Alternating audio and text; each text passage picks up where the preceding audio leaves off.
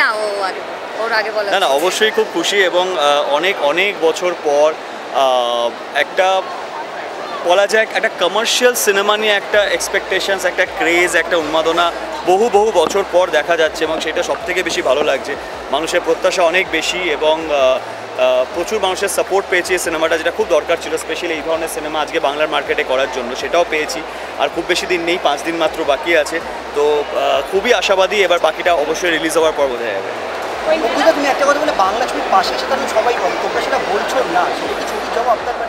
না অবশ্যই, দেখো এগুলো বলে কোনো লাভ হয় না, সত্যি কথা বলতে। দেখো এখানে না কে বাঙালি কে অবাঙালি, বাঙালিকে জিতিয়ে দাও এইরকম বলে এটা একটা ফলস পাবলিসিটি স্ট্র্যাটেজি বলা যেতে পারে। তার সবথেকে বড় কারণ হচ্ছে যে সবারই হার্ড আর্নড মানি, কেউই চাইবে না এখনকার যুগে, মানে specially after Covid and all everything এত ঝড়ঝাপটা গেছে যে এত ইজিলি যে কোনো ছবির পেছনে 1000 টাকা 800 টাকা 900 টাকা খরচা করা, যতই হোক না কেন বাঙালি করে চিল্লালে কোনো দিন হবে না। সবাই সব ভাষার যখন বোঝে তখন ভালো ছবি লোকে দেখতে যাবে এবং সেটাই উচিত দেখা। কিন্তু বাঙালিরা আমরা নিজেদের খামতির জন্য কোথাও কিছুটা পিছিয়ে ছিলাম বলে আমি সবসময় মির্জার জন্য এইটুকু অনুরোধ করছি যে অনেকের একটা পারসেপশন হয়ে গেছে যে এই ধরনের ছবি বাংলায় হয়তো আপ টু দ্য মার্ক তৈরি হবে না। আমি সেটাই বলছি, জোর গলায় বলছি যে না, মির্জা সেরকম ছবি নয় অবশ্যই। তো সেই কারণেই তোমরা হলে গিয়ে থিয়েটারে গিয়ে দেখো, তারপর বাকিটা বিচার করো।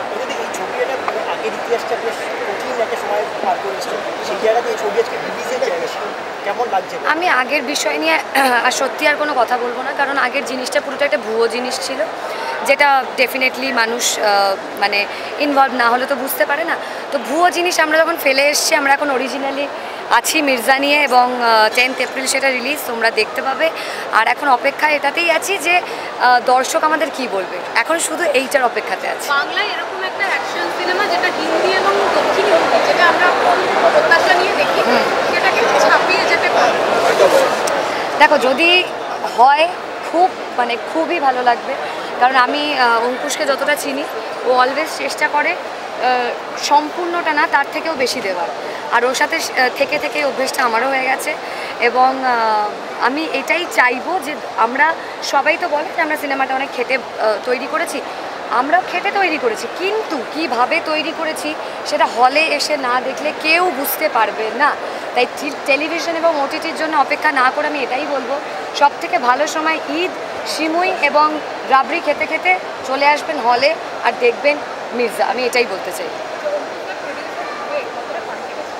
একটুও পাল্টায়নি, উল্টে আরও ভালো হয়ে গেছে।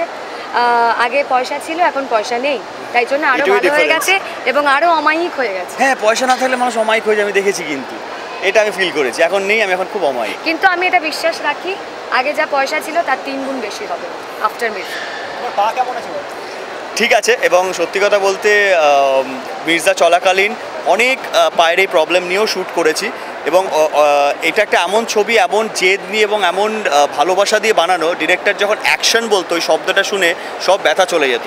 এবং ট্রাস্ট মি, যখন কাট বলতো তখন পা দুটো কেটে বাদ দিয়ে দিলে যেরকম পেন হয়, অ্যাকচুয়ালি পেন সেরকম ছিল এবং সেটা নিয়েই কাজ করেছি।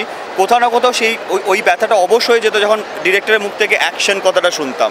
তো সেইভাবেই মির্জা তৈরি হয়েছে, এবার বাকিটা তো। এবং আমারও যখন ফাইট সিকোয়েন্স চলছিল, আমি জীবনে কোনোদিন ফাইট তো করিনি, অসম্ভব কষ্ট আমি সহ্য করেছি, মানে মনে হতো যেন আমার শরীরে কিছু নেই। কিন্তু আমি অঙ্কুশকে যখন দেখেছি অনেক বেশি কষ্ট করছে এবং সেই ফাইট ধুলো মাখা বডি, রক্ত মাখা বডি নিয়েও আমি ওর জন্য ডিমের অমলেট করে দিয়েছিলাম, কারণ এতটাই আমরা এনার্জি নিয়ে কাজটা করেছি। আমার মনে হয় সেটা দর্শক স্ক্রিনে দেখতে পাবে। সেই একটা বছর বিক্রম কি বলবে তোমাদের সবচেয়ে কাছে?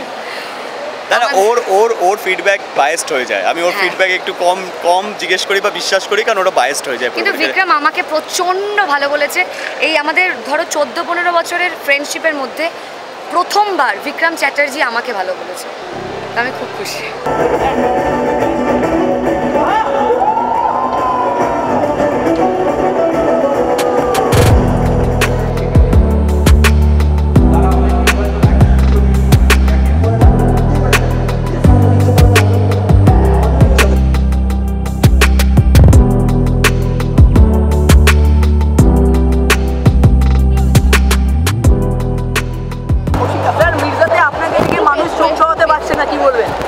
তাই তো হওয়ার কথা।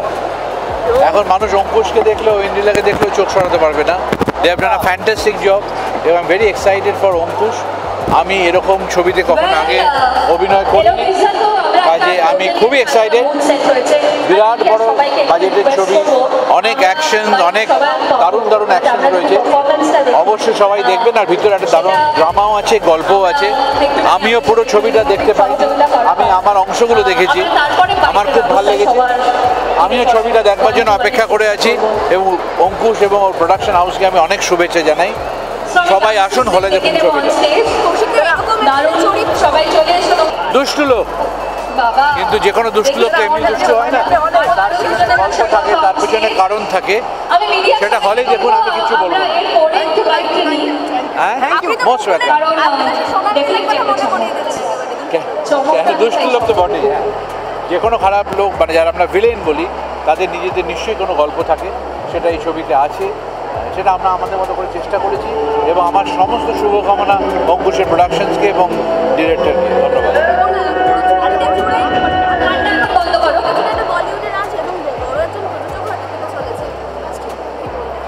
হোক, আমরা সবসময় তাই চাই, সবসময় চাই।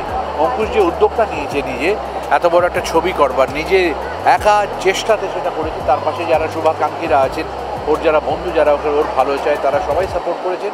এবং আমার মন থেকে চাই যে ছবিটা বিরাট সাফল্য পাক। যত ভালো এরকম ছবি চলবে, তত আরও অন্যান্যরা যারা নতুনরা ছবি বানাচ্ছে তারা ছবি বানাবার সাহস পাবে।